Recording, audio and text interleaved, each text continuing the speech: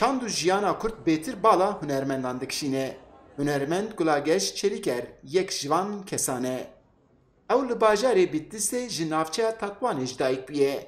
Çêkirina nîgar di zarokatiyê da bala wê kişandiye û di vî warî da jî zanko xilas kiriye û demeka dirêj mamostatiya nîgar pêkaniye.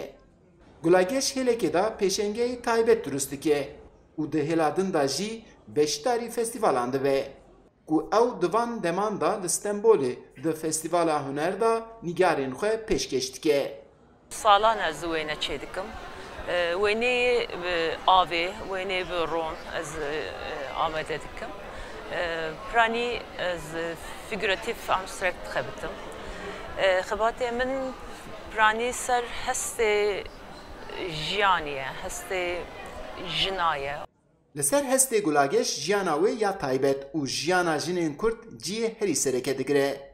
Ew him nerazûbûniyên xwe û him jî dewlemendiya jiyana jinê li ser tual xez dike. Lê Gulageş giringiya mezin dide rengê aştiyê. Kompozisyonê xwe wexta ez amade dikim, tiştê ku min jiyan kirî, tiştê min bi çavê xwe dîtî, nêzê xwe dîtî, tiştê ku em pê diêşin, pê serê xwe pê diêşînin. Bivê nevê jî ku tu hunermend bî, ew dikeve rojava te. Li Stenbolê bi sedan hunermend beşdarî ve festîvalê bûne. Di vê derê da tabloyên rûnî, avî, rolyef, peykerên cûr bi cûr pêkanê were dîtin. Her hunermend di zaviya destê xwe da tabloyên xwe aniye û li vê derê nîşan didin. Di nav vanan da yek jî hunermend Salîh Çakar e. Ew bi xwe ji bajarê Rahê ji navçeya Pirsûsê ye. Çakar zêdetir li ser babetên Kurdan nîgeran pêktîne. Ser barkirinê, ser îsanetî, min jî vaya hanî ser resmê xwe ez vê dikim xonî ser barkirinê, koçerî, şûndeşkirinî, şûnê mayî, şûnê bimî. Ez ser vî dişixulim. Nacî ez hatime Kongreya İstanbul. Salîh Çakar zankoya huner xilas kiriye. Lê ew ji koka bav û kalên xwe ti car dûr neketiye.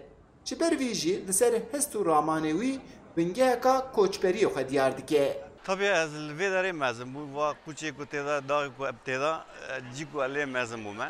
Niha jî şî em bê bîriya koçeran e. Li ser wî avî jî tikî difikirînê li ser. Halekî de jî rihesiz jî dike. Min jî vaniya ser resma. Hêjayê diyarkirinê ye ku di vê pêşengeyê da cûr bi cûr nîgar û peykerên gelerî, modern, empresyonîst, sürrealîst hene. Lê babetên li ser jiyana popüler jî pêkane ku em bibînin. Her çi dibe bila bibe. Lê di bingeha tevahiya van berheman da hest û fikrên taybet û afirandî cî digirin.